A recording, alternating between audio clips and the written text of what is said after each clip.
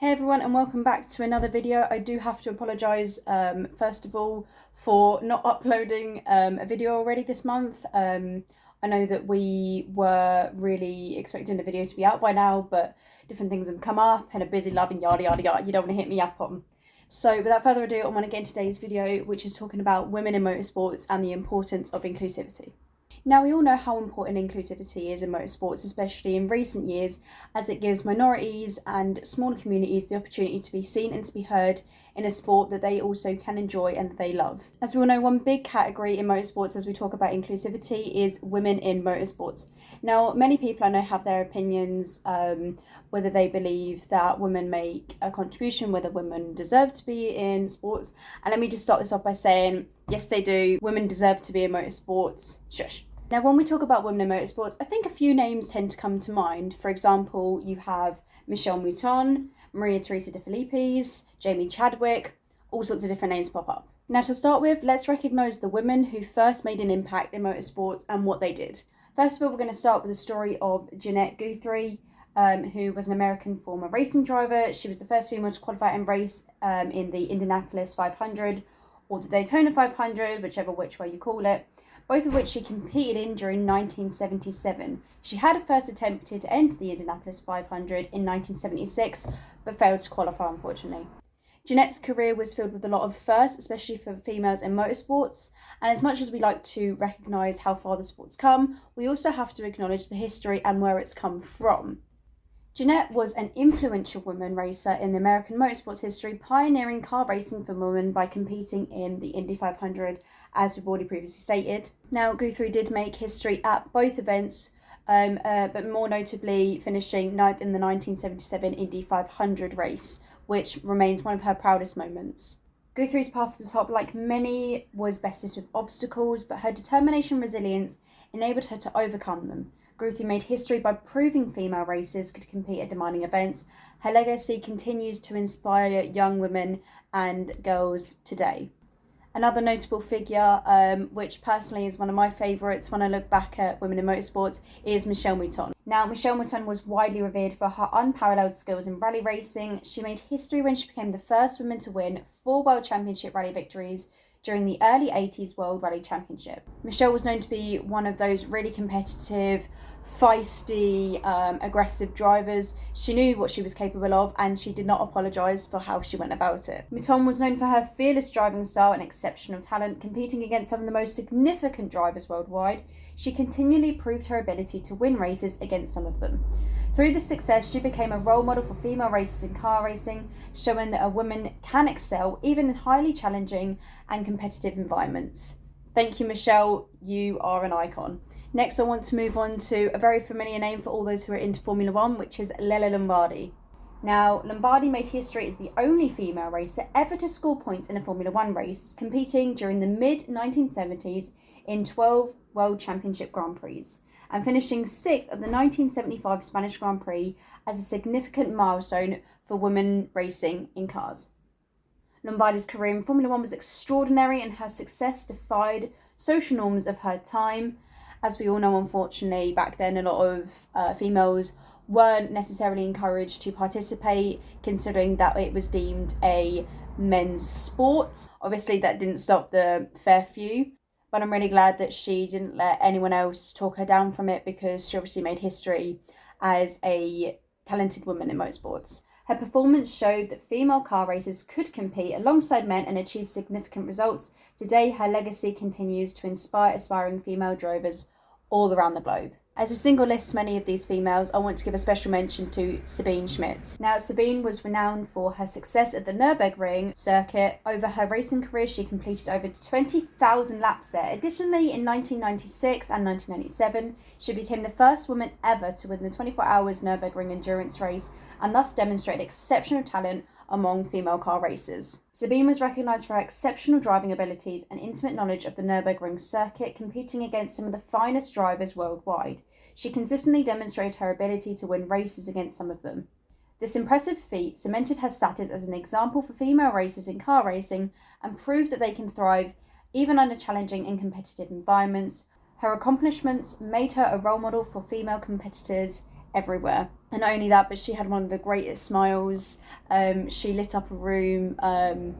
I would definitely recommend doing research on all of these amazing women, as they've made such an impact for even me today to sit here and talk about motorsports as I am. To be able to do that, you have to acknowledge that if it weren't for the women who came before us to be seen equally, then we wouldn't be sit here, we wouldn't be at the paddocks, we wouldn't be in the race cars ourselves. So a big thank you to all the women who have ever pushed for women, not only in motorsports, but women in many roles worldwide. Now, as I said, whilst acknowledging and appreciating the past, we also look to the future, where I'm going to name a few of the women in motorsports who continue to push and break barriers for more girls and women in motorsports. Now, those of you who are either new to motorsports or grew up in modern day racing, these names will seem quite familiar to you, so you may already know them, you may not. So first of all, I want to start with one of my favourites, Jamie Chadwick. Now, when it comes to racing, Jamie Chadwick has quite the impressive CV, especially in modern day racing, and continues to be the first for a lot of female recognitions and achievements in motorsport. British driver Jamie Chadwick rose to popularity after winning the inaugural all-women Formula 3 level racing series, W Series, in 2019. It all started with go-karting in 2011 before she steadily moved up the categories into car racing. After her W Series Championship title, she raced in the 2020 Formula Regional European Championship, where she earned a podium and finished 9th in the standings. Since then, she has been a development driver for the iconic Williams F1 team. Now, recently, Jamie Chadwick races with the IDEC team for the ELMS series. Great series, you're going to want to watch it. And has become one of the first for many different achievements in that series as well. Another notable figure that we cannot forget, especially for you Formula 1 fans, is Susie Wolff. Susie Wolff. I need to practice my German. Susie Wolff is a Scottish former professional racing driver and current managing director of F1 Academy. F1 Academy, also a great series. They have also just released, as of recent, their series on Netflix. It's a great watch. It really shows you the behind the scenes, the emotions, the sacrifices, and just pure passion and energy that these drivers have. So I definitely recommend going to watch that. Susie started in karting before graduating to Formula Renault and Formula 3, and then moving to DTM to compete for Mercedes-Benz. In 2012, she was signed by Williams in Formula 1 to work as a development driver. At the 2014 British Grand Prix at Silverstone, she made history by becoming the first woman ever to take part in a Formula 1 race weekend in 22 years. Wow, what a moment. Susie Wolff also still advocates for women in motorsports and is continuing to push and break barriers in motorsports for females. Another notable modern figure is none other than Naomi Schiff. Now, Naomi is a Rwandan and Belgian racing driver and television presenter. She began her career in single-seater racing cars in 2010 as a 16-year-old driving in the South African Formula Volkswagen Championship. And yes, I know everyone's going to be looking at me like, you didn't pronounce Volkswagen right. Schiff began her career in single-seater racing cars in 2010 as a 16-year-old driving the South African Formula Volkswagen Championship. She finished that season in 17th place with 7 points. In 2011, she took part in 4 races in the Bridgestone Special Open Trophy. She also drove for the CK Racing team, but was not classified. She took a break from racing in 2013 and competed in round 1 of the Eurocup Formula Renault 2.0 for the RC Formula Race team.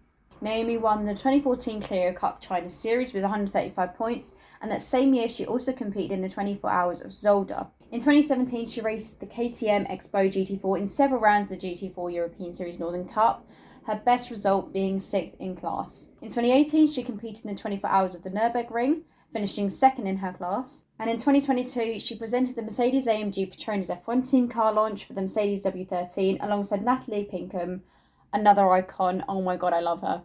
The following month, she was then announced as a co-presenter on a new Sky Sports F1 show and has been part of the Sky Sports F1 team since 2022.